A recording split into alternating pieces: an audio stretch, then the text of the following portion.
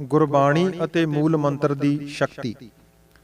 ਮਨੁੱਖ ਕੁਝ ਸੰਸਕਾਰ ਤਾਂ ਪਿਛਲੇ ਜਨਮ ਦੇ ਲੈ ਕੇ ਇਸ ਸੰਸਾਰ ਵਿੱਚ ਆਉਂਦਾ ਹੈ, ਪਰ ਬਹੁਤਾ ਪ੍ਰਭਾਵ ਸੰਗਤ ਦਾ ਕਬੂਲਦਾ ਹੈ।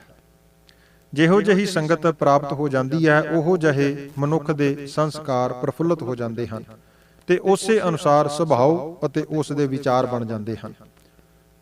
ਸਰਦਾਰ ਹਰੀ ਸਿੰਘ ਜੀ ਵੀ ਮੁੱਢ ਤੋਂ ਕੁਝ ਨਾਸਤਿਕ ਵਿਚਾਰਾਂ ਦੇ ਸਨ। ਉਹਨਾਂ ਦੇ ਇਹਨਾਂ ਵਿਚਾਰਾਂ ਨੂੰ ਪੀੜਾ ਕਰਨ ਵਾਸਤੇ ਉਹਨਾਂ ਨੂੰ ਸੰਗਤ ਆਪਣੇ ਮਾਸੜ ਸਰਦਾਰ ਸੰਤੋਖ ਸਿੰਘ ਅਤੇ ਉਹਨਾਂ ਦੇ ਭਰਾ ਚਰਨ ਸਿੰਘ ਦੀ ਮਿਲ ਗਈ, ਜੋ ਪੱਕੇ ਨਾਸਤਿਕ ਵਿਚਾਰਾਂ ਦੇ ਧਾਰਨੀ ਸਨ। ਸਰਦਾਰ ਹਰੀ ਸਿੰਘ ਆਪਣੇ ਮਾਸੜ ਹੋਰਾਂ ਦੇ ਪੱਕੇ ਪੈਰੋਕਾਰ ਬਣ ਗਏ ਅਤੇ ਹੌਲੀ-ਹੌਲੀ ਸਾਰਾ ਪਰਿਵਾਰ ਹੀ ਇਹਨਾਂ ਦੇ ਵਿਚਾਰਾਂ ਦਾ ਧਾਰਨੀ ਬਣ ਗਿਆ। ਪੜ੍ਹਾਈ ਕਰਨ ਉਪਰੰਤ ਸਰਦਾਰ ਹਰੀ ਸਿੰਘ ਕੈਨੇਡਾ ਵਿੱਚ ਚਲੇ ਗਏ ਤੇ ਉੱਥੇ ਪੱਕੇ ਹੋਣ ਉਪਰੰਤ ਆਪਣੇ ਪਰਿਵਾਰ ਨੂੰ ਵੀ ਸੱਦ ਲਿਆ। ਇਹਨਾਂ ਦੇ ਘਰ 2 ਬੱਚੀਆਂ ਨੇ ਜਨਮ ਲਿਆ। ਕੁਦਰਤ ਨੇ 1977 ਵਿੱਚ ਇਹਨਾਂ ਦੇ ਘਰ ਇੱਕ ਬੱਚੇ ਨੂੰ ਜਨਮ ਦਿੱਤਾ, ਪਰ ਦੇਵਨੇਤ ਨਾਲ ਜਨਮ ਸਮੇਂ ਕਿਸੇ ਕਾਰਨ ਉਸ ਦੇ ਦਿਮਾਗ ਨੂੰ ਕੁਝ ਸਮਾਂ ਆਕਸੀਜਨ ਨਾ ਮਿਲ ਸਕੀ, ਜਿਸ ਕਾਰਨ ਬੱਚੇ ਦੇ ਦਿਮਾਗੀ ਸੈੱਲ ਮਰ ਗਏ। ਜੋ ਸੈੱਲ ਬਚੇ ਵੀ ਉਹ ਪੂਰਾ ਕੰਮ ਕਰਨ ਦੇ ਸਮਰੱਥ ਨਹੀਂ ਸਨ। ਦੁਨਿਆਵੀ ਵਸੀਲਿਆਂ ਅਨੁਸਾਰ ਡਾਕਟਰਾਂ ਨੇ ਇਲਾਜ ਕਰਨ ਪੱਖੋਂ ਕੋਈ ਵੀ ਕਸਰ ਬਾਕੀ ਨਾ ਛੱਡੀ, ਪਰ ਕੁਦਰਤ ਦੇ ਨਾਲ ਕੋਈ ਜ਼ੋਰ ਨਹੀਂ ਚੱਲ ਸਕਦਾ। ਬੱਚਾ ਜਿਸ ਦਾ ਨਾਂ ਸਰਜੀਤ ਸਿੰਘ ਰੱਖਿਆ ਗਿਆ, ਉਹ ਮਾਸ ਅਤੇ ਹੱਡੀਆਂ ਦਾ ਇੱਕ ਬੁੱਤ ਹੀ ਸੀ। ਜਿੱਥੇ ਜਿਸ ਹਾਲਤ ਵਿੱਚ ਉਸ ਨੂੰ ਰੱਖ ਦਿਓ, ਉਸੇ ਹਾਲਤ ਵਿੱਚ ਪਿਆ ਰਹਿੰਦਾ। 3 ਸਾਲ ਤੱਕ ਨਾ ਉਹ ਬੋਲ ਸਕਦਾ, ਨਾ ਬੈਠ ਸਕਦਾ ਤੇ ਨਾ ਹੀ ਆਪਣੇ ਆਪ ਕੁਝ ਖਾ ਸਕਦਾ ਸੀ। ਤੁਰਨਾ ਤਾਂ ਦੂਰ ਦੀ ਗੱਲ ਸੀ। ਹਰ 3 ਮਹੀਨੇ ਪਿੱਛੋਂ ਉਸ ਦਾ ਮੈਡੀਕਲ ਚੈੱਕਅਪ ਵੀ ਹੁੰਦਾ। ਕਈ ਵਾਰ ਡਾਕਟਰਾਂ ਦੇ ਬੋਰਡ ਬੈਠਦੇ, ਪਰ ਸਾਰਿਆਂ ਡਾਕਟਰਾਂ ਦੀ ਇੱਕੋ ਰਾਏ ਸੀ ਕਿ ਸੁਰਜੀਤ ਸਿੰਘ ਨਾਂ ਦਾ ਇਹ ਬੱਚਾ, ਜਿਸ ਦੇ ਜਨਮ ਸਮੇਂ ਦਿਮਾਗ ਨੂੰ ਆਕਸੀਜਨ ਨਹੀਂ ਮਿਲ ਸਕੀ, ਇਸ ਕਰਕੇ ਨਾ ਤਾਂ ਇਹ ਦਿਮਾਗੀ ਤੌਰ ਤੇ ਸੁਚੇਤ ਹੋਵੇਗਾ ਤੇ ਨਾ ਹੀ ਸਰੀਰਕ ਤੌਰ ਤੇ। ਇਹ ਬੱਚਾ ਅਪਾਹਜ ਹੀ ਰਹੇਗਾ, ਕਿਉਂਕਿ ਸਰੀਰ ਨੂੰ ਕੰਟਰੋਲ ਕਰਨ ਵਾਲੇ ਸਾਰੇ ਸੈੱਲ ਅਧਮੋਏ ਹੋ ਚੁੱਕੇ ਹਨ। ਜੋ ਵੀ ਗਵਰਨਮੈਂਟ ਅਪਾਹਜ ਬੱਚੇ ਨੂੰ ਸਹੂਲਤਾਂ ਦੇ ਸਕਦੀ ਸੀ, ਉਹ ਸਾਰੀਆਂ ਸਹੂਲਤਾਂ ਸੁਰਜੀਤ ਸਿੰਘ ਨੂੰ ਦੇਣ ਲਈ ਡਾਕਟਰੀ ਰਿਪੋਰਟ ਵਿੱਚ ਸਿਫਾਰਿਸ਼ ਕਰ ਦਿੱਤੀ ਗਈ ਅਤੇ ਨਾਲ ਹੀ ਵੈਨਕੂਵਰ ਦੇ ਵੱਡੇ ਹਸਪਤਾਲ ਵਿੱਚ ਵੱਖ-ਵੱਖ ਡਾਕਟਰੀ ਵਿਭਾਗਾਂ ਦੇ ਜੋ ਮੁਖੀ ਡਾਕਟਰ ਸਨ, ਉਹਨਾਂ ਪਾਸ 3 ਮਹੀਨੇ ਦੀ ਤਰੀਕ ਦੇ ਕੇ ਆਖਰੀ ਰਾਏ ਲੈਣ ਵਾਸਤੇ ਵੀ ਸਿਫਾਰਿਸ਼ ਕੀਤੀ ਗਈ। ਸੁਰਜੀਤ ਸਿੰਘ ਦੇ ਮਾਤਾ-ਪਿਤਾ ਆਪਣੀ ਪੂਰੀ ਤਨਦੇਹੀ ਨਾਲ ਉਸ ਦੀ ਸੇਵਾ ਕਰਦੇ ਤੇ ਮਨ ਵਿੱਚ ਬੱਚੇ ਦੇ ਅਪਾਹਜ ਹੋਣ ਦਾ ਝੋਰਾ ਵੀ ਲੱਗਾ ਰਹਿੰਦਾ। ਆਖਰ ਸਤੰਬਰ 1981 ਦਾ ਉਹ ਦਿਨ ਵੀ ਆ ਗਿਆ, ਜਿਸ ਦਿਨ ਸਾਰੇ ਵਿਭਾਗਾਂ ਦੇ ਮੁਖੀਆਂ ਦੇ ਬੋਰਡ ਨੇ ਸੁਰਜੀਤ ਸਿੰਘ ਦਾ ਫਾਈਨਲ ਚੈੱਕਅਪ ਕਰਕੇ ਆਖਰੀ ਰਿਪੋਰਟ ਦੇਣੀ ਸੀ। ਸਰਦਾਰ ਹਰੀ ਸਿੰਘ ਤੇ ਬੀਬੀ ਗੁਰਦੇਵ ਕੌਰ ਦਿੱਤੇ ਸਮੇਂ ਹਸਪਤਾਲ ਪਹੁੰਚ ਗਏ। ਵਾਰੀ ਆਉਣ ਤੇ ਡਾਕਟਰਾਂ ਨੇ ਸੁਰਜੀਤ ਸਿੰਘ ਦੇ ਪੈਰਾਂ ਤੋਂ ਲੈ ਕੇ ਸਿਰ ਤੱਕ ਸਾਰੇ ਸਰੀਰ ਦੀ ਸਕੈਨਿੰਗ ਕੀਤੀ ਤੇ ਲੋੜੀਂਦੇ ਐਕਸ-ਰੇ ਆਦਿਕ ਤੇ ਟੈਸਟ ਵੀ ਕੀਤੇ। ਸ਼ਾਮ ਨੂੰ ਜੋ ਰਿਪੋਰਟ ਦਿੱਤੀ, ਉਸ ਵਿੱਚ ਵੀ ਉਹਨਾਂ ਸਾਰਿਆਂ ਦੀ ਪਹਿਲੇ ਡਾਕਟਰਾਂ ਵਾਲੀ ਹੀ ਰਾਏ ਸੀ ਕਿ ਇਹ ਬੱਚਾ ਪੂਰਨ ਤੌਰ ਤੇ ਸਰੀਰਕ ਅਤੇ ਦਿਮਾਗੀ ਅਪਾਹਜ ਹੀ ਰਹੇਗਾ। ਥੋੜੀ ਬਹੁਤ ਦਵਾਈ ਵਿੱਚ ਵਾਧਾ ਕਰਕੇ ਸਰਦਾਰ ਹਰੀ ਸਿੰਘ ਹੋਰਾਂ ਨੂੰ ਦੇ ਦਿੱਤੀ ਤੇ ਹੌਸਲਾ ਦੇਣ ਵਾਲੇ ਲਹਿਜੇ ਵਿੱਚ ਡਾਕਟਰਾਂ ਨੇ ਸਾਰੀ ਗੱਲ ਦੱਸ ਦਿੱਤੀ ਤੇ ਨਾਲ ਹੀ ਕਿਹਾ ਕਿ ਡਾਕਟਰੀ ਤੌਰ ਤੇ ਜੋ ਸਾਡੀ ਸਾਇੰਸ ਅਗਵਾਈ ਕਰਦੀ ਹੈ, ਉਹ ਅਸੀਂ ਕਰ ਵੇਖਿਆ ਹੈ ਤੇ ਕਰ ਰਹੇ ਹਾਂ। ਜਨਮ ਤੋਂ ਹੀ ਬੱਚੇ ਦੇ ਦਿਮਾਗ ਨੂੰ ਆਕਸੀਜਨ ਨਾ ਮਿਲਣ ਕਰਕੇ ਦਿਮਾਗ ਅਧਮੋਇਆ ਹੋ ਚੁੱਕਾ ਹੈ। ਅਸੀਂ ਇਸ ਤੋਂ ਵੱਧ ਹੋਰ ਕੁਝ ਨਹੀਂ ਕਰ ਸਕਦੇ। ਤੁਸੀਂ ਪ੍ਰਮਾਤਮਾ ਅੱਗੇ ਇਸ ਲਈ ਪ੍ਰਾਰਥਨਾ ਕਰਿਆ ਕਰੋ। ਸੁਰਜੀਤ ਸਿੰਘ ਦੀ ਡਾਕਟਰੀ ਰਿਪੋਰਟ ਲੈਣ ਤੋਂ ਬਾਅਦ ਦੋਵੇਂ ਜੀ ਨਿਰਾਸ਼ਤਾ ਦਾ ਬੋਝ ਲੈ ਕੇ ਘਰ ਵਾਪਸ ਆ ਗਏ। ਨਿਰਾਸ਼ਤਾ ਕਾਰਨ ਦੋਵਾਂ ਜੀਆਂ ਨੇ ਕਾਫੀ ਸਮਾਂ ਆਪਸ ਵਿੱਚ ਕੋਈ ਗੱਲਬਾਤ ਵੀ ਨਾ ਕੀਤੀ। ਸਰਦਾਰ ਹਰੀ ਸਿੰਘ ਕਾਰ ਚਲਾ ਰਹੇ ਸਨ ਕਿ ਆਖਰ ਬੀਬੀ ਗੁਰਦੇਵ ਕੌਰ ਨੇ, ਜੋ ਉਹਨਾਂ ਦੀ ਧਰਮ ਪਤਨੀ ਸੀ, ਉਸ ਨੇ ਡਰਦੇ ਡਰਦੇ ਹੌਸਲਾ ਕਰਕੇ ਚੁੱਪ ਤੋੜੀ ਤੇ ਆਪਣੇ ਪਤੀ ਦੇਵ ਨੂੰ ਬੜੇ ਪਿਆਰ ਨਾਲ ਬੇਨਤੀ ਕੀਤੀ ਕਿ ਅਸੀਂ ਦੁਨਿਆਵੀ ਵਸੀਲੇ ਸਾਰੇ ਕਰਕੇ ਵੇਖ ਲਏ ਨੇ, ਡਾਕਟਰਾਂ ਨੇ ਵੀ ਆਪਣੀ ਪੂਰੀ ਵਾਹ ਲਾ ਲਈ ਹੈ। ਆਖਰੀ ਆਸ ਕੁਝ ਡਾਕਟਰਾਂ ਦੇ ਇਸ ਅੱਜ ਦੇ ਬੋਰਡ ਤੇ ਸੀ ਕਿ ਸ਼ਾਇਦ ਇਹ ਹੀ ਕੁਝ ਰੇਖ ਵਿੱਚ ਮੇਖ ਮਾਰ ਸਕਣ, ਪਰ ਇਹਨਾਂ ਨੇ ਵੀ ਸਾਡੇ ਹੱਥ ਨਿਰਾਸ਼ਤਾ ਦਾ ਚਿੱਠਾ ਫੜਾਉਣ ਅਤੇ ਥੋੜਾ ਧੀਰਜ ਦੇਣ ਤੋਂ ਵੱਧ ਹੋਰ ਕੁਝ ਵੀ ਸਾਡੇ ਪੱਲੇ ਨਹੀਂ ਪਾਇਆ। ਸੰਸਾਰਕ ਪੱਖ ਤੋਂ ਤਾਂ ਸਾਡੇ ਸਾਹਮਣੇ ਹੁਣ ਹਨੇਰਾ ਹੀ ਹਨੇਰਾ ਹੈ। ਉਹ ਬੀਬੀ ਹੋਰੀ ਆਖਣ ਲੱਗੇ ਕਿ ਮੈਂ ਕਿਸੇ ਪਾਸੋਂ ਸੁਣਿਆ ਹੈ ਕਿ ਰਾਮਪੁਰ ਖੇੜੇ ਵਾਲੇ ਸੰਤ ਇੱਥੇ ਸਰਦਾਰ ਫੇਰਾ ਸਿੰਘ ਹੋਰਾਂ ਦੇ ਘਰ ਕੁਝ ਦਿਨਾਂ ਤੋਂ ਆਏ ਹੋਏ ਹਨ। ਜੇ ਤੁਸੀਂ ਮਹਿਸੂਸ ਨਾ ਕਰੋ ਤਾਂ ਅਸੀਂ ਉਹਨਾਂ ਪਾਸ ਚੱਲ ਕੇ ਬੇਨਤੀ ਕਰੀਏ, ਸ਼ਾਇਦ ਸਾਡੀ ਝੋਲੀ ਵਿੱਚ ਕੁਝ ਖੈਰ ਪੈ ਹੀ ਜਾਵੇ।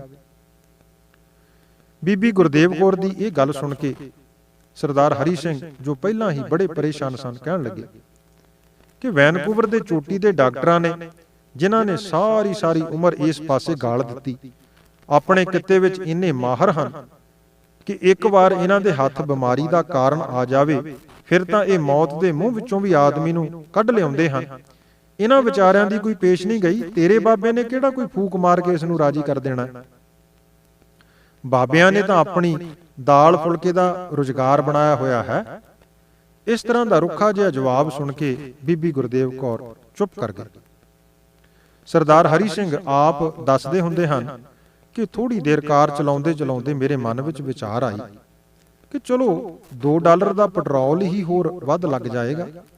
ਡਾਕਟਰਾਂ ਨੇ ਤਾਂ ਜਵਾਬ ਦੇ ਹੀ ਦਿੱਤਾ ਹੈ, ਚਲੋ ਗੁਰਦੇਵ ਕੌਰ ਦੇ ਮਨ ਦਾ ਸੰਕਲਪ ਹੀ ਪੂਰਾ ਹੋ ਜਾਵੇਗਾ। ਇਸ ਤਰ੍ਹਾਂ ਦੀ ਵਿਚਾਰ ਆਉਣ ਉਪਰੰਤ ਸਰਦਾਰ ਹਰੀ ਸਿੰਘ ਨੇ ਗੱਡੀ ਸਰਦਾਰ ਫੇਰਾ ਸਿੰਘ ਹੋਰਾਂ ਦੇ ਘਰ ਵੱਲ ਮੋੜ ਲਈ ਤੇ ਗੁਰਦੇਵ ਕੌਰ ਨੂੰ ਕਿਹਾ ਕਿ ਡਾਕਟਰਾਂ ਨੇ ਤਾਂ ਨਾਂ ਦਾ ਚਿੱਠਾ ਸਾਨੂੰ ਫੜਾ ਹੀ ਦਿੱਤਾ ਹੈ, ਹੁਣ ਤੂੰ ਬਾਬਿਆਂ ਪਾਸੋਂ ਜੋ ਵੀ ਇਸ ਦਾ ਕਰਵਾਉਣਾ ਹੈ ਕਰਵਾ ਲੈ। ਇਸ ਤਰ੍ਹਾਂ ਦੀਆਂ ਗੱਲਾਂ ਕਰਦੇ ਦੋਵੇਂ ਸਰਦਾਰ ਫੇਰਾ ਸਿੰਘ ਹੋਰਾਂ ਦੇ ਘਰ ਰਿਚਮੰਡ ਪਹੁੰਚ ਗਏ। ਬੂਹਾ ਖੜਕਾਇਆ। ਬੀਬੀ ਅਜੀਤ ਕੌਰ, ਜੋ ਸਰਦਾਰ ਫੇਰਾ ਸਿੰਘ ਹੋਰਾਂ ਦੀ ਸੁਪਤਨੀ ਸੀ, ਉਸ ਨੇ ਬੂਹਾ ਖੋਲ੍ਹਿਆ, ਫਤਿਹ ਬੁਲਾਈ ਤੇ ਅੰਦਰ ਬਿਠਾ ਲਿਆ। ਜਲ ਪਾਣੀ ਛਕਾ ਕੇ ਆਉਣ ਦਾ ਕਾਰਨ ਪੁੱਛਿਆ। ਸਰਦਾਰ ਹਰੀ ਸਿੰਘ ਤਾਂ ਚੁੱਪ ਰਹੇ, ਪਰ ਬੀਬੀ ਗੁਰਦੇਵ ਕੌਰ ਨੇ ਕਾਕਾ ਸੁਰਜੀਤ ਸਿੰਘ ਦੀ ਸਾਰੀ ਕਹਾਣੀ ਅਤੇ ਡਾਕਟਰਾਂ ਦੇ ਨਾ ਕਰਨ ਤੱਕ ਦਾ ਸਾਰਾ ਹਾਲ ਭਰੇ ਮਨ ਨਾਲ ਬੀਬੀ ਹੋਰਾਂ ਨੂੰ ਦੱਸਿਆ ਤੇ ਨਾਲ ਹੀ ਬੇਨਤੀ ਕੀਤੀ ਕਿ ਪਤਾ ਲੱਗਾ ਹੈ ਕਿ ਤੁਹਾਡੇ ਘਰ ਰਾਮਪੁਰ ਖੇੜੇ ਵਾਲੇ ਮਹਾਂਪੁਰਖ ਆਏ ਹੋਏ ਹਨ, ਤੁਸੀਂ ਸਾਡੀ ਉਹਨਾਂ ਪਾਸ ਸਿਫਾਰਿਸ਼ ਕਰੋ ਤਾਂ ਜੋ ਉਹ ਬੱਚੇ ਨੂੰ ਕੋਈ ਅਸ਼ੀਰਵਾਦ ਦੇਣ ਤੇ ਇਹ ਵਿਚਾਰਾ ਆਪਣੀ ਕਿਰਿਆ ਸੋਧਣ ਅਤੇ ਥੋੜਾ ਬਹੁਤਾ ਤੁਰਨ ਫਿਰਨ ਜੋਗਾ ਹੀ ਹੋ ਜਾਵੇ।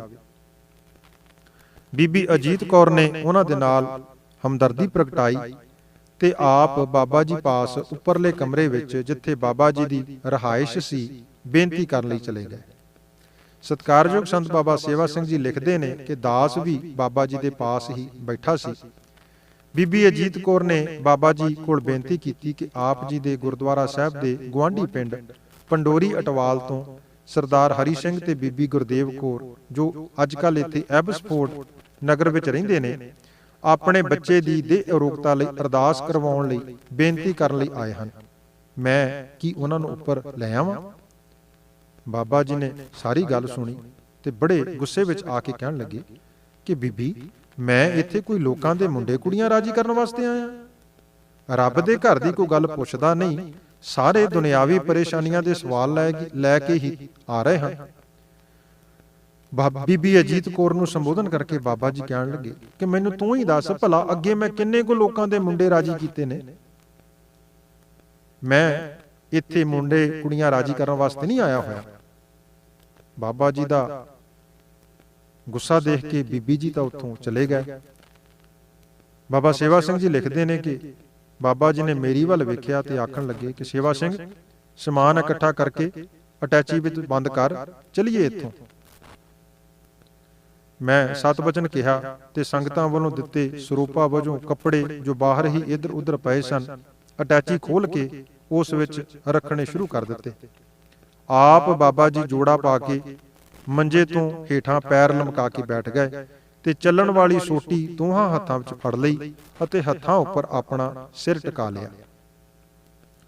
ਬਾਬਾ ਜੀ ਇੱਥੇ ਲਿਖਦੇ ਨੇ ਕਿ ਮੈਂ ਅਟੈਚੀ ਵਿੱਚ ਕੱਪੜੇ ਅਜੇ ਅੱਧੇ ਕੁ ਹੀ ਪਾਏ ਸਨ ਕਿ ਮੈਨੂੰ ਬਾਬਾ ਜੀ ਕਹਿਣ ਲੱਗੇ, ਸੇਵਾ ਸਿੰਘ ਦੇਖੀ ਉਹ ਕਿਤੇ ਚਲੇ ਤਾਂ ਨਹੀਂ ਗਏ। ਮੈਂ ਪੌੜੀ ਉਤਰ ਕੇ ਵੇਖਿਆ ਤਾਂ ਉਹ ਅਜੇ ਚਾਹ ਪੀ ਰਹੇ ਸਨ।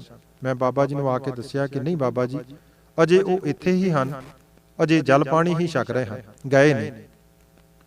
ਬਾਬਾ ਜੀ ਨੇ ਮੁੜ ਮੈਨੂੰ ਦੁਬਾਰਾ ਭੇਜਿਆ ਕਿ ਜਾ ਬੀਬੀ ਅਜੀਤ ਕੌਰ ਨੂੰ ਕਹਿਣਾ ਕਿ ਬੱਚੇ ਵਾਲੀ ਬੀਬੀ ਨੂੰ ਜਿਸ ਲਈ ਉਹ ਬੇਨਤੀ ਕਰਨ ਆਏ ਸਨ ਨਾਲ ਲੈ ਕੇ ਆਵੇ, ਪਰ ਉਸ ਦਾ ਪਤੀ ਸਾਡੇ ਪਾਸ ਨਾ ਆਵੇ। ਮੈਂ ਬੀਬੀ ਅਜੀਤ ਕੌਰ ਨੂੰ ਬਾਬਾ ਜੀ ਦਾ ਸੰਦੇਸ਼ ਪੁੱਜਦਾ ਕਰ ਦਿੱਤਾ।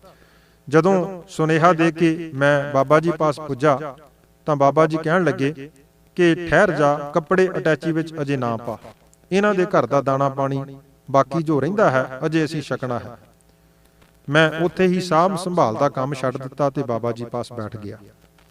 ਬੀਬੀ ਅਜੀਤ ਕੌਰ ਦੇ ਨਾਲ ਬੀਬੀ ਗੁਰਦੇਵ ਕੌਰ ਆਪਣੇ ਬੱਚੇ ਨੂੰ ਨਾਲ ਲੈ ਕੇ ਉੱਪਰ ਬਾਬਾ ਜੀ ਪਾਸ ਆ ਗਈ। ਬਾਬਾ ਜੀ ਨੇ ਪੁੱਛਿਆ, ਦੱਸ ਬੀਬੀ, ਇਸ ਬੱਚੇ ਨੂੰ ਕੀ ਤਕਲੀਫ ਹੈ? ਗੁਰਦੇਵ ਕੌਰ ਨੇ ਜਨਮ ਤੋਂ ਲੈ ਕੇ ਅੱਜ ਤੱਕ ਦੀ ਸਾਰੀ ਕਹਾਣੀ ਸੰਖੇਪ ਵਿੱਚ ਮਨ ਭਰ ਕੇ ਬਾਬਾ ਜੀ ਨੂੰ ਸੁਣਾਈ। ਸਾਰੀ ਵਾਰਤਾ ਸੁਣਨ ਉਪਰੰਤ ਬਾਬਾ ਜੀ ਨੇ ਪੁੱਛਿਆ ਕਿ ਬੀਬੀ, ਤੁਸੀਂ ਗੁਰਬਾਣੀ ਪੜ੍ਹਦੇ ਹੋ? ਉੱਤਰ ਨਾ ਵਿੱਚ ਸੀ। ਘਰ ਵਿੱਚ ਕੋਈ ਰੱਬ ਨੂੰ ਵੀ ਯਾਦ ਕਰਦਾ ਹੈ ਕਿ ਨਹੀਂ? ਬੀਬੀ ਗੁਰਦੇਵ ਕੌਰ ਨੇ ਸੱਚ-ਸੱਚ ਕਹਿ ਦਿੱਤਾ ਕਿ ਬਾਬਾ ਜੀ, ਸਾਡਾ ਸਾਰਾ ਸਹੁਰਾ ਪਰਿਵਾਰ ਨਾਸਤਕ ਹੈ, ਮੈਨੂੰ ਵੀ ਉਹਨਾਂ ਦੇ ਨਾਲ ਹੀ ਚੱਲਣਾ ਪੈਂਦਾ ਹੈ। ਬਾਬਾ ਜੀ ਨੇ ਬਚਨ ਕੀਤਾ, ਬੀਬੀ ਫਿਰ ਤਾਂ ਪਰਮੇਸ਼ਰ ਤੇ ਭੁੱਲਿਆ ਵਿਆਪਣ ਸਭੇ ਰੋਗ, ਵੇਮੁਖ ਹੋਏ RAM ਤੇ ਲੱਗਣ ਜਨਮ ਵਿਜੋਗ। ਸਤਿਗੁਰੂ ਜੀ ਦਾ ਫਰਮਾਨ ਤਾਂ ਇਹ ਹੈ ਕਿ ਜੈ ਤਨ ਬਾਣੀ ਵਿਸਰ ਜਾਏ, ਜਿਉ ਪੱਕਾ ਰੋਗੀ ਬਲ ਲਾਏ। ਹੁਣ ਦੱਸੋ ਮੈਂ ਇੱਥੇ ਕੀ ਕਰ ਸਕਦਾ ਹਾਂ? ਬੀਬੀ ਗੁਰਦੇਵ ਕੌਰ ਨੇ ਬੜੀ ਆਜ਼ਜੀ ਨਾਲ ਕਿਹਾ, ਬਾਬਾ ਜੀ, ਜੋ ਵੀ ਤੁਸੀਂ ਹੁਕਮ ਕਰੋਗੇ ਮੈਂ ਉਹ ਕਰਾਂਗੀ, ਇਹ ਬੱਚਾ ਰਾਜੀ ਹੋ ਜਾਏ। ਬਾਬਾ ਜੀ ਨੇ ਕਿਹਾ, ਬੀਬੀ, ਜੇ ਪਰਿਵਾਰ ਨਿਤਨੇਮ ਨਹੀਂ ਕਰਦਾ, ਤੁਸੀਂ ਆਪ ਹਰ ਰੋਜ਼ ਨਿਤਨੇਮ ਕਰਿਆ ਕਰੋ ਤੇ ਕਾਕੇ ਨੂੰ ਕੋਲ ਲਿਟਾ ਲਿਆ ਕਰੋ। ਨਿਤਨੇਮ ਤੋਂ ਇਲਾਵਾ ਅੱਧਾ ਘੰਟਾ ਮੂਲ ਮੰਤਰ ਦਾ ਜਾਪ ਇਸ ਬੱਚੇ ਦੇ ਕੋਲ ਬੈਠ ਕੇ ਇਸ ਨੂੰ ਸੁਣਾਇਆ ਕਰੋ। ਪਾਠ ਅਤੇ ਜਾਪ ਉਪਰੰਤ ਇਸ ਦੀ ਤੰਦਰੁਸਤੀ ਲਈ ਮਹਾਰਾਜ ਜੀ ਪਾਸ ਅਰਦਾਸ ਵੀ ਹਰ ਰੋਜ਼ ਬਿਨਾਂ ਨਾਗਾ ਕਰਿਆ ਕਰੋ। ਗੁਰੂ ਮਹਾਰਾਜ ਜੀ ਮਿਹਰ ਕਰਨਗੇ, ਮਹੀਨੇ ਖੰਡ ਵਿੱਚ ਹੀ ਇਸ ਨੂੰ ਫਰਕ ਪੈਣ ਲੱਗ ਜਾਏਗਾ। ਕਿਸੇ ਨੂੰ ਦੱਸਣਾ ਨਹੀਂ, ਗੁਰੂ ਮਹਾਰਾਜ ਜੀ ਦਾ ਧੰਨਵਾਦ ਕਰਨਾ ਤੇ ਇਸ ਨਿਯਮ ਨੂੰ ਜਾਰੀ ਰੱਖਣਾ ਤੇ ਠੀਕ ਹੋਣ ਉਪਰੰਤ ਵੀ ਇਸ ਨਿਯਮ ਨੂੰ ਛੱਡਣਾ ਨਹੀਂ ਤੇ ਬਾਅਦ ਵਿੱਚ ਮੇਰੇ ਪਾਸ ਆਉਣ ਦੀ ਲੋੜ ਕੋਈ ਨਹੀਂ। ਇੰਨੇ ਬਚਨ ਕਹਿ ਕੇ ਆਪ ਮੁੜ ਮੰਜੇ ਤੇ ਬੈਠ ਕੇ ਸਿਮਰਨ ਕਰਨ ਲੱਗ ਪਏ। ਬੀਬੀ ਗੁਰਦੇਵ ਕੌਰ ਬੱਚੇ ਨੂੰ ਲੈ ਕੇ ਆਪਣੇ ਪਤੀ ਪਾਸ ਗਈ ਤੇ ਇੱਥੋਂ ਉਹ ਆਪਣੇ ਘਰ ਨੂੰ ਚਲੇ ਗਏ। ਰਸਤੇ ਵਿੱਚ ਹਰੀ ਸਿੰਘ ਹੋਰਾਂ ਨੇ ਆਪਣੀ ਘਰਵਾਲੀ ਨੂੰ ਪੁੱਛਿਆ ਕਿ ਬਾਬਿਆਂ ਨੇ ਕੀ ਕਿਹਾ? ਬੀਬੀ ਨੇ ਨਿਤਨੇਮ ਕਰਨ ਅਤੇ ਮੂਲ ਮੰਤਰ ਦਾ ਜਾਪ ਬੱਚੇ ਨੂੰ ਸੁਣਾਉਣ ਦਾ ਜੋ ਬਾਬਾ ਜੀ ਨੇ ਹੁਕਮ ਕੀਤਾ ਸੀ ਦੱਸ ਦਿੱਤਾ। ਹਰੀ ਸਿੰਘ ਹੋਰੀ ਇੱਕ ਲੰਮਾ ਹੌਕਾ ਲਾ ਕੇ ਕਹਿਣ ਲੱਗੇ, ਬਸ ਹੋ ਗਈ ਤੇਰੀ ਤਸੱਲੀ, ਮੈਨੂੰ ਪਹਿਲਾਂ ਹੀ ਪਤਾ ਸੀ ਕਿ ਬਾਬਿਆਂ ਨੇ ਆ ਪਾਠ ਕਰਨ ਲਈ ਕਹਿਣਾ ਤੇ ਨਾਲ ਪੁੱਛਿਆ ਕਿ ਕੀ ਕਰਿਆ ਕਰੇਂਗੀ? ਬੀਬੀ ਗੁਰਦੇਵ ਕੌਰ ਨੇ ਕਿਹਾ ਕਿ ਹੋਰ ਤਾਂ ਆਸਰਾ ਹੋਰ ਰਹਿ ਕੋਈ ਨਹੀਂ ਗਿਆ। ਹਾਂ, ਮੈਂ ਤਾਂ ਜ਼ਰੂਰ ਹੀ ਪਾਠ ਤੇ ਮੂਲ ਮੰਤਰ ਦਾ ਜਾਪ ਜਿਵੇਂ ਬਾਬਾ ਜੀ ਨੇ ਦੱਸਿਆ ਹੈ ਜ਼ਰੂਰ ਕਰਿਆ ਕਰਾਂਗੀ। ਮੈਨੂੰ ਯਕੀਨ ਹੈ ਕਿ ਪ੍ਰਮਾਤਮਾ ਜ਼ਰੂਰ ਸਾਡੀ ਝੋਲੀ ਖੈਰ ਪਾਏਗਾ। ਇਸ ਤਰ੍ਹਾਂ ਦੀਆਂ ਗੱਲਾਂ ਕਰਦੇ ਇਹ ਜੋੜਾ ਘਰ ਪੁੱਜ ਗਿਆ। ਅਗਲੇ ਦਿਨ ਹੀ ਬੀਬੀ ਗੁਰਦੇਵ ਕੌਰ ਨੇ ਗੁਟਕਾ ਲਿਆ ਤੇ ਸਹਿਜੇ ਸਹਿਜੇ 5 ਬਾਣੀਆਂ ਦਾ ਨਿਤਨੇਮ ਪੂਰਾ ਕਰ ਲਿਆ। ਪਤੀ ਦੇਵ ਨੂੰ ਕੰਮ ਤੇ ਤੋਰ ਕੇ ਬੱਚੇ ਨੂੰ ਗੋਦੀ ਵਿੱਚ ਲੈ ਕੇ ਮੂਲ ਮੰਤਰ ਦਾ ਜਾਪ ਸੁਣਾਇਆ ਅਤੇ ਤੰਦਰੁਸਤੀ ਲਈ ਗੁਰੂ ਚਰਨਾਂ ਵਿੱਚ ਅਰਦਾਸ ਕੀਤੀ। ਹੁਣ ਹਰ ਰੋਜ਼ ਦਾ ਨਿਯਮ ਬਣਾ ਲਿਆ। ਇਸ ਤੋਂ ਇਲਾਵਾ ਜਦੋਂ ਵੀ ਥੋੜਾ ਵੇਲ ਮਿਲਦਾ ਮੂਲ ਮੰਤਰ ਦਾ ਜਾਪ ਇਹ ਬੀਬੀ ਆਪਣੇ ਬੱਚੇ ਨੂੰ ਸੁਣਾਉਂਦੀ ਰਹਿੰਦੀ। ਗੁਰੂ ਦੀ ਬਾਣੀ ਪੜ੍ਹਨ ਅਤੇ ਮਨ ਇਕਾਗਰ ਕਰਕੇ ਅਰਦਾਸਾਂ ਕਰਨ ਦਾ ਸਦਕਾ ਸੁਰਜੀਤ ਸਿੰਘ ਦੀ ਸਿਹਤ ਵਿੱਚ ਸੁਧਾਰ ਹੋਣਾ ਸ਼ੁਰੂ ਹੋ ਗਿਆ। ਕਦੀ-ਕਦੀ ਬੱਚਾ ਬਾਂਹ ਚੁੱਕ ਲੈਂਦਾ ਤੇ ਆਪਣੇ ਹੱਥ ਨਾਲ ਦੁੱਧ ਦੀ ਬੋਤਲ ਮੂੰਹ ਵਿੱਚ ਪਾ ਕੇ ਪੀਂਦਾ। ਕਿਤੇ-ਕਿਤੇ ਲੱਤ ਵੀ ਹਿਲਾਉਣ ਲੱਗਾ। ਚਿਹਰੇ ਦੀ ਟਹਿਕ ਵੀ ਬਦਲ ਗਈ। ਮਹੀਨੇ ਤੋਂ ਉੱਪਰ ਸਮਾਂ ਬੱਚੇ ਨੂੰ ਗੁਰਬਾਣੀ ਦੀ ਔਸ਼ਧੀ ਖਵਾਉਂਦਿਆਂ ਬਤੀਤ ਹੋ ਗਿਆ। ਇਹਨਾਂ ਦੇ ਘਰ ਦੀ ਬੇਸਮੈਂਟ ਵਿੱਚ ਇੱਕ ਮੁਸਲਮਾਨ ਪਰਿਵਾਰ ਕਿਰਾਏ ਤੇ ਰਹਿੰਦਾ ਹੁੰਦਾ ਸੀ। ਉਹਨਾਂ ਦੀ ਇੱਕ ਕਾਫੀ ਬਿਰਧ ਮਾਤਾ ਸੀ। ਘਰ ਵਾਲੇ ਬਾਹਰ ਲਾਨ ਵਿੱਚ ਉਸ ਨੂੰ ਕੁਰਸੀ ਢਾਹ ਕੇ ਬਿਠਾ ਦਿੰਦੇ ਤਾਂ ਜੋ ਉਹ ਵੀ ਵਿਚਾਰੀ ਬਾਹਰ ਦੀ ਤਾਜ਼ੀ ਹਵਾ ਲੈ ਸਕੇ। ਉੱਪਰ ਬੀਬੀ ਗੁਰਦੇਵ ਕੌਰ ਵੀ ਇੱਕ ਨਿੱਕੀ ਜਿਹੀ ਮੰਜੀ ਢਾਹ ਕੇ ਆਪਣੇ ਬੱਚੇ ਨੂੰ ਉਸ ਪਾਸ ਲਿਟਾ ਦਿੰਦੀ। ਦੋਵੇਂ ਇੱਕ ਦੂਜੇ ਵੱਲ ਦੇਖ-ਦੇਖ ਕੇ ਆਪਣਾ ਸਮਾਂ ਬਤੀਤ ਕਰਦੇ ਸਨ। ਇੱਕ ਦਿਨ ਉਸ ਬਜ਼ੁਰਗ ਮਾਤਾ ਨੇ ਬੱਚੇ ਨੂੰ, ਜੋ 3 ਸਾਲ ਦੇ ਕਰੀਬ ਉਮਰ ਦਾ ਹੋ ਚੁੱਕਾ ਸੀ, ਮੰਜੀ ਤੋਂ ਚੁੱਕ ਕੇ ਕੁਰਸੀ ਨਾਲ ਖੜਾ ਕਰਨ ਦਾ ਯਤਨ ਕੀਤਾ। ਥੋੜੇ ਸਹਾਰੇ ਨਾਲ ਬੱਚਾ ਕੁਰਸੀ ਦੇ ਨਾਲ ਖੜਾ ਹੋ ਗਿਆ ਤੇ ਕੁਰਸੀ ਦੀ ਲੱਤ ਨੂੰ ਫੜ ਕੇ ਥੋੜਾ ਪਰਾਂ ਪੈਰ ਪੁੱਟਣ ਦਾ ਯਤਨ ਕਰੇ ਤੇ ਨਾਲੇ ਰੋਈ ਜਾਏ। ਯਤਨ ਕਰਦੇ ਕਰਦੇ ਉਸ ਬੱਚੇ ਨੇ 2 ਨਿੱਕੀਆਂ-ਨਿੱਕੀਆਂ ਲਾਂਘਾਂ ਪੁੱਟ ਲਈਆਂ। ਬੱਚੇ ਦੇ ਥੋੜਾ ਖੜਾ ਹੋਣ ਅਤੇ ਤੁਰਨ ਕਾਰਨ ਬਿਰਧ ਮਾਤਾ ਵੀ ਬੜੀ ਖੁਸ਼ੀ ਵਿੱਚ ਆਈ ਅਤੇ ਬੀਬੀ ਗੁਰਦੇਵ ਕੌਰ ਨੂੰ ਆਵਾਜ਼ਾਂ ਮਾਰਨ ਲੱਗੀ ਕਿ ਬੀਬੀ ਗੁਰਦੇਵ ਕੌਰ, ਤੇਰਾ ਬੱਚਾ ਤਾਂ ਤੁਰਨ ਲੱਗ ਪਿਆ, ਆਹ ਵੇਖ ਲੈ। ਉਸ ਬਿਰਧ ਮਾਤਾ ਦੇ ਕਹਿਣ ਦਾ ਕਿਸੇ ਨੇ ਯਕੀਨ ਨਾ ਕੀਤਾ, ਸਗੋਂ ਅੰਦਰੋਂ ਸਰਦਾਰ ਹਰੀ ਸਿੰਘ ਖਿੱਝ ਕੇ ਕਹਿਣ ਲੱਗੇ ਕਿ ਅਸੀਂ ਤਾਂ ਪਹਿਲਾਂ ਹੀ ਕਿਸਮਤ ਦੇ ਮਾਰੇ ਹੋਏ ਹਾਂ, ਹੁਣ ਇਹ ਕਿਰਾਏਦਾਰ ਵੀ ਸਾਨੂੰ ਮਖੌਲ ਕਰਨ ਲੱਗ ਪਏ ਹਨ। ਗੁਰਦੇਵ ਕੌਰ ਨੂੰ ਸੰਬੋਧਨ ਕਰਕੇ ਉਹ ਆਖਣ ਲੱਗੇ ਕਿ ਇਸ ਬੁੱਢੀ ਨੂੰ ਕਹਿ ਦਿਓ ਕਿ ਐਵੇਂ ਸਾਨੂੰ ਆਵਾਜ਼ਾਂ ਨਾ ਮਾਰੇ, ਆਰਾਮ ਨਾਲ ਬੈਠ ਕੇ ਆਪਣਾ ਅੱਲਾਹੂ ਅੱਲਾਹੂ ਕਰੀ ਜਾਵੇ। ਪਰ ਬੁੱਢੀ ਮਾਤਾ ਨੂੰ ਉੱਚਾ ਸੁਣਦਾ ਸੀ। ਉਸ ਨੇ ਫੇਰ ਦੁਬਾਰਾ ਬੱਚੇ ਦੇ ਖੜੇ ਹੋਣ ਅਤੇ ਪੁਲਾਂਘ ਪੁੱਟਣ ਦੀ ਗੱਲ ਦੁਹਰਾਈ। ਮਾਤਾ ਦੇ ਦੁਬਾਰਾ ਕਹਿਣ ਤੇ ਬੀਬੀ ਗੁਰਦੇਵ ਕੌਰ ਨੇ ਰਸੋਈ ਵਿੱਚੋਂ ਬਾਹਰ ਜਾ ਕੇ ਵੇਖਿਆ ਕਿ ਸੱਚਮੁੱਚ ਹੀ ਉਸ ਦਾ ਇਹ ਇਕਲੌਤਾ ਪੁੱਤਰ, ਜੋ 3 ਸਾਲਾਂ ਤੋਂ ਮਾਸ ਦਾ ਬੁੱਤ ਸੀ, ਭੰਗੂੜੇ ਵਿੱਚ ਜਾਂ ਮੰਜੇ ਉੱਪਰ ਹੀ ਪਿਆ ਰਹਿੰਦਾ ਸੀ, ਆਪਣੇ ਆਪ ਖੜਾ ਸੀ। ਖੜਾ ਵੇਖ ਕੇ ਆਪੇ ਤੋਂ ਬਾਹਰੀ ਹੋ ਕੇ ਬੱਚੇ ਨੂੰ ਜਾ ਚੰਬੜੀ ਤੇ ਛਾਤੀ ਨਾਲ ਲਾ ਕੇ ਪਿਆਰ ਤੇ ਵੈਰਾਗ ਵਿੱਚ ਬਹਿ ਤੁਰੀ ਤੇ ਧੰਨ ਗੁਰੂ ਨਾਨਕ ਦੀ ਉੱਚੀ ਉੱਚੀ ਰਟ ਲਾਉਣ ਲੱਗੀ। ਜਿਸ ਨੂੰ ਸੁਣ ਕੇ ਹਰੀ ਸਿੰਘ ਹੋਰੀ ਵੀ ਭੱਜੇ ਆਏ ਅਤੇ ਇਹ ਸਾਰਾ ਕੁਝ ਦੇਖ ਕੇ ਉਹਨਾਂ ਦੀਆਂ ਅੱਖਾਂ ਵੀ ਪਿਆਰ ਵਿੱਚ ਸੇਜਲ ਹੋ ਗਈਆਂ। ਸਰਦਾਰ ਹਰੀ ਸਿੰਘ ਦੀ ਆਤਮਾ ਨੇ ਉਸ ਨੂੰ ਇਹ ਸੋਚਣ ਲਈ ਮਜਬੂਰ ਕਰ ਦਿੱਤਾ ਕਿ ਪਾਠ ਅਤੇ ਮੂਲ ਮੰਤਰ ਦੇ ਜਾਪ ਵਿੱਚ ਵਾਕਿਆ ਹੀ ਸ਼ਕਤੀ ਹੈ। 3 ਸਾਲ ਤੱਕ ਡਾਕਟਰਾਂ ਦੇ ਇਲਾਜ ਕਰਨ ਤੇ ਸਰਜੀਤ ਸਿੰਘ ਨੂੰ ਭੋਰਾ ਫਰਕ ਨਹੀਂ ਪਿਆ। ਗੁਰਬਾਣੀ ਦਾ ਪਾਠ ਤੇ ਮੂਲ ਮੰਤਰ ਦੇ ਜਾਪ ਕਰਨ ਨਾਲ 1 ਮਹੀਨੇ ਵਿੱਚ ਹੀ ਇਹ ਖੜਾ ਹੋਣ ਲੱਗ ਪਿਆ ਹੈ। ਹਰੀ ਸਿੰਘ ਹੋਰਾਂ ਦੇ ਆਪ ਦੱਸਣ ਅਨੁਸਾਰ ਕਿ ਉਹ ਦਿਨ ਮੇਰੇ ਜੀਵਨ ਵਿੱਚ ਪਰਿਵਰਤਨ ਲਿਆਉਣ ਵਾਲਾ ਸੀ ਤੇ ਉਸੇ ਦਿਨ ਤੋਂ ਮੈਂ ਵੀ ਗੁਰਬਾਣੀ ਪੜ੍ਹਨੀ ਸ਼ੁਰੂ ਕਰ ਦਿੱਤੀ ਅਤੇ ਗੁਰੂ ਚਰਨਾਂ ਨਾਲ ਦਿਨ ਬਾ ਦਿਨ ਪਿਆਰ ਵੱਧਦਾ ਗਿਆ। ਅੱਜ ਸਾਰਾ ਪਰਿਵਾਰ ਅੰਮ੍ਰਿਤਧਾਰੀ ਬਣ ਕੇ ਸੱਚੇ ਅਤੇ ਸਿੱਧੇ ਰਸਤੇ ਤੇ ਚੱਲ ਰਹੇ ਹਨ। ਅਗਿਆਨਤਾ ਵਿੱਚ ਤਰਕਾਂ ਕਰਦਿਆਂ ਜੋ ਸਮਾਂ ਖਰਾਬ ਹੋਇਆ, ਹਰੀ ਸਿੰਘ ਹੋਰੀ ਦੱਸਦੇ ਹੁੰਦੇ ਹਨ ਕਿ ਉਸ ਦਾ ਕਈ ਵਾਰ ਬਹੁਤ ਪਛਤਾਵਾ ਲੱਗਦਾ ਹੈ। ਗੁਰੂ ਚਰਨਾਂ ਵਿੱਚ ਅਰਦਾਸ ਕਰੀਦੀ ਹੈ ਕਿ ਹੇ ਮਾਲਕ, ਹੁਣ ਜੇ ਆਪ ਨੇ ਕਿਰਪਾ ਕਰਕੇ ਸੱਚੇ ਮਾਰਗ ਦੇ ਪਾਂਧੀ ਬਣਾਇਆ ਹੈ ਤਾਂ ਹੁਣ ਆਪਣੇ ਚਰਨਾਂ ਨਾਲੋਂ ਵਿਛੋੜਾ ਨਾ ਪਾਇਓ। ਉਸ ਸਰਜੀਤ ਸਿੰਘ, ਜਿਸ ਨੂੰ ਡਾਕਟਰਾਂ ਨੇ ਸਰੀਰਕ ਅਤੇ ਦਿਮਾਗੀ ਤੌਰ ਤੇ ਨਕਾਰਾ ਕਰਾਰ ਦੇ ਦਿੱਤਾ ਸੀ, ਪਿਛਲੇ ਸਾਰੇ ਸਾਲਾਂ ਵਿੱਚ ਆਪਣੀਆਂ ਸਾਰੀਆਂ ਕਲਾਸਾਂ A ਗ੍ਰੇਡ ਲੈ ਕੇ ਪਾਸ ਹੁੰਦਾ ਰਿਹਾ। 1999 ਵਿੱਚ ਉਸ ਨੇ ਚੰਗੇ ਨੰਬਰਾਂ ਵਿੱਚ ਗ੍ਰੈਜੂਏਸ਼ਨ ਕਰ ਲਈ ਹੈ ਅਤੇ ਅਗਾਂਹ ਪੜ੍ਹਨ ਲਈ ਤਿਆਰ ਹੈ। ਸਰੀਰਕ ਅਤੇ ਦਿਮਾਗੀ ਤੌਰ ਤੇ ਉਹ ਸਾਰੇ ਆਪਣੇ ਕੰਮਕਾਜ ਖੁਦ ਕਰਦਾ ਹੈ। ਮਨੁੱਖ ਦੀ ਜ਼ਿੰਦਗੀ ਵਿੱਚ ਕਈ ਵਾਰੀ ਐਸੇ ਸਮੇਂ ਆ ਜਾਂਦੇ ਹਨ ਜਦੋਂ ਦੁੱਖ ਵੀ ਦਾਰੂ ਦਾ ਕੰਮ ਕਰ ਜਾਂਦਾ ਹੈ। ਸੁੱਖ ਦੇ ਸਮੇਂ ਮਨੁੱਖ ਪਦਾਰਥਾਂ ਦੇ ਸੁੱਖਾਂ ਨੂੰ ਮਾਣਦਾ ਹੈ ਅਤੇ ਸੁੱਖ ਦੇਣ ਵਾਲੇ ਦਾਤੇ ਨੂੰ ਵਿਸਾਰ ਦਿੰਦਾ ਹੈ ਅਤੇ ਦਾਤ ਪਿਆਰੀ ਵਿਸਰਿਆ ਦਾਤਾਰਾ ਦੀ ਖੇਡ ਵਰਤ ਜਾਂਦੀ ਹੈ। ਫੇਰ ਜਦੋਂ ਕਿਤੇ ਕੋਈ ਦੁੱਖ ਦੀ ਚੋਟ ਲੱਗਦੀ ਹੈ, ਫੇਰ ਸੁੱਖ ਦੇਣ ਵਾਲਾ ਦਾਤਾ ਚੇਤੇ ਆਉਂਦਾ ਹੈ, ਯਾਦ ਆਉਂਦਾ ਹੈ। ਸਾਹਿਬਾਂ ਦਾ ਪਾਵਨ ਬਚਨ ਹੈ ਕਿ ਦੁੱਖ ਲਾਗੇ ਤਾਂ ਰਾਮ ਪੁਕਾਰਾ ਹੈ। ਗੁਰੂ ਦਰ ਤਾਂ ਅਰਦਾਸ ਹੀ ਕਰਨੀ ਚਾਹੀਦੀ ਹੈ ਕਿ ਹੇ ਪਰਮੇਸ਼ਰ ਜੀਓ, ਹੇ ਪ੍ਰਭੂ ਜੀਓ, ਤੂੰ ਮੈਨੂੰ ਕਿਉਂ ਵਿਸਰਦਾ ਹੈ? ਤੇਰੇ ਵਿਸਰਿਆਂ ਮੈਨੂੰ ਬਹੁਤ ਦੁੱਖ ਲੱਗਦਾ ਹੈ, ਇਸ ਲਈ ਤੂੰ ਮੈਨੂੰ ਕਦੇ ਨਾ ਵਿਸਰ। ਤੇਰੇ ਵਿਸਰਿਆਂ ਮੈਨੂੰ ਸਰੀਰਕ ਅਤੇ ਮਾਨਸਿਕ ਦੁੱਖ ਆ ਘੇਰਦੇ ਹਨ। ਕੀ ਵਿਸਰੈ ਦੁੱਖ ਬਹੁਤਾ ਲੱਗੈ, ਦੁੱਖ ਲੱਗੈ ਤੂੰ ਵਿਸਰ ਨਾਹੀਂ।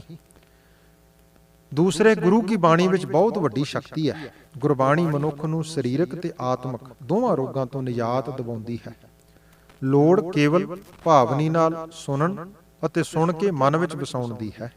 ਜੋ ਸੁਣ ਲੈਂਦਾ ਹੈ ਤੇ ਫਿਰ ਮਨ ਵਿੱਚ ਵਸਾ ਲੈਂਦਾ ਹੈ, ਉਸ ਸੰਬੰਧੀ ਸਤਿਗੁਰੂ ਬਚਨ ਕਰਦੇ ਨੇ ਕਿ ਦੁੱਖ ਰੋਗ ਸੰਤਾਪ ਉਤਰੇ ਸੁਣੀ ਸੱਚੀ ਬਾਣੀ ਤਥਾ ਗੁਰ ਕੀ ਬਾਣੀ ਜਿਸ ਮਨ ਵਸੈ ਦੁੱਖ ਦਰਦ ਸਭ ਤਾਂ ਕਾ ਨਸੈ ਵਾਲੇ ਬਚਨ ਸੱਤ ਹੋ ਜਾਂਦੇ ਹਨ।